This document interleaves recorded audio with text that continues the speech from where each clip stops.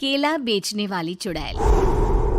एक बार की बात है, जादूपुर नाम के एक गांव में करतब दिखाती एक औरत एक रेड्डी के लिए गांव में आती है।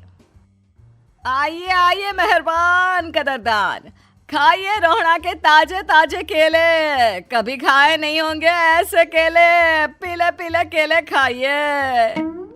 ये कहकर रोहड़ा हाथों में 4 केले लिए उन्हें सर्कल में जोर जोर से हवा में उछालती हुई करतब दिखाती है, जिसे देखकर आसपास के सारे बच्चे अपने अपने मम्मी पापा से उस औरत के पास जाने की जिद करने लग जाते हैं।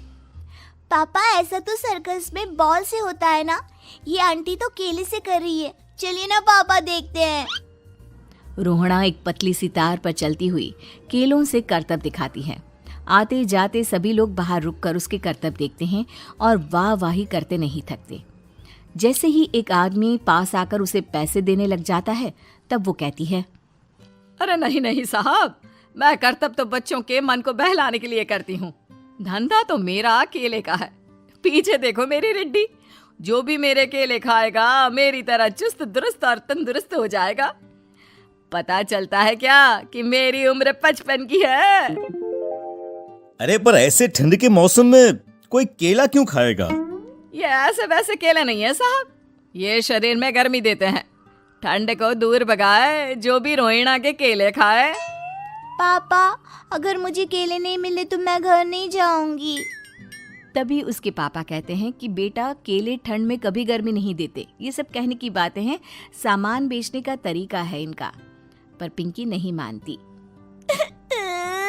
मैं केले खाऊंगी।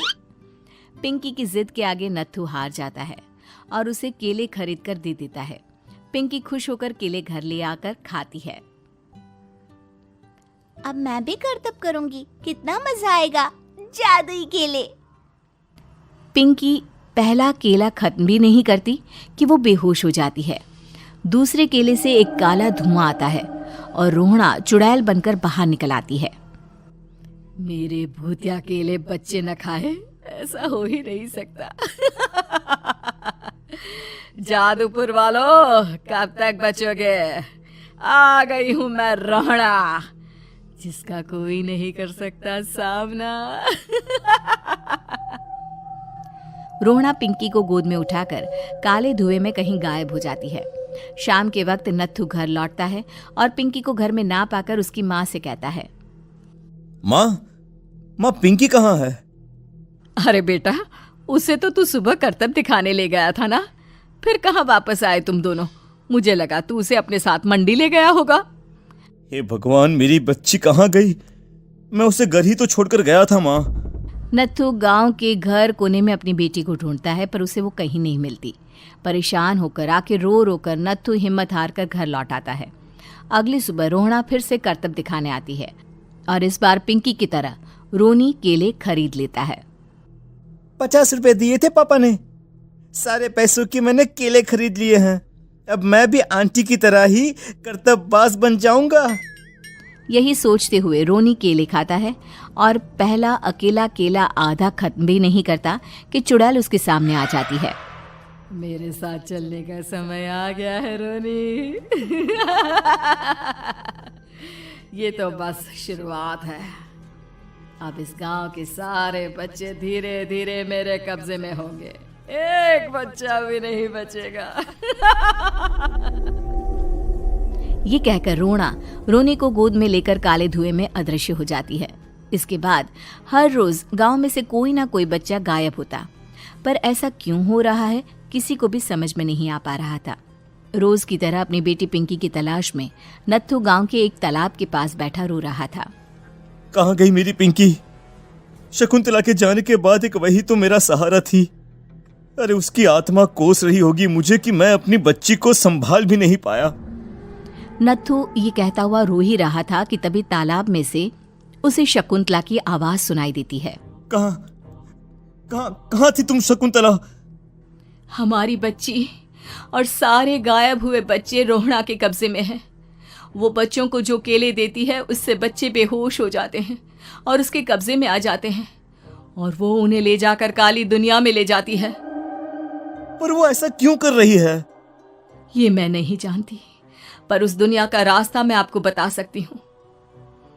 जहां ये नदी खत्म होती है वहां एक केले का पेड़ है, उसके नीचे एक दरवाजा है, वहीं से रास्ता जाता है उस दुनिया का। ये कहकर शकुंतला की आत्मा गायब हो जाती है। गांव के सभी लोग झुंड बनाकर उसी रास्ते से काली दुनिया में चले जाते हैं और वहां देखते हैं कि सारे बच्चे वहां काम कर रहे थे। पापा मुझे ले चलो यहाँ से। पापा पापा। सभी बच्चे अपने मम्मी पापा से लिपट जाते हैं। तो तुम लोग यहाँ तक आ गए? क्यों हमारे बच्चों को पकड़ लिया तूने? तुझे शिकार ही बनाना है तो ले, हम सब आ गए हैं, हमें खा ले। नहीं, मुझे बच्चे चाहिए। मेरे बच्चे के बदले तुम लोगों के बच्चे। क्या मतलब? मैं इसी गांव में रहने वाली एक औरत थी। केले की चोरी के इल्जाम में मेरे बेटे को गांव वालों ने इतना मारा कि वो मर गया। उसी दिन मैंने ठान लिया कि गांव वालों का भी वही हाल करूंगी। कुछ दिन बाद बेटे के चले जाने के दुख में मैं भी मर गई और मेरी भटकती आत्मा एक चुड़ैल बन गई। और फिर मैंने बदला लिया तुम सबके बच्चे छीनकर। बर्दाश्त नहीं कर पाए ना? सोचो मुझ पर क्या बीती होगी। हमें माफ कर दो रोना। पता नहीं ये किसकी गलती थी, पर हम सभी माफी मांगते हैं। हमारी खुशियां लौटा दो, तुम भी तो एक माँ हो। गांव वालों की बात सुनकर रोना का मन पिघल जाता है और वो बच्चों को छोड़ देती है। उसके बाद काली दुनिया बच्चों के लिए जादुई दुनिया बन जाती है। अब कोई भी कभी भी वहां आ जा सकता था।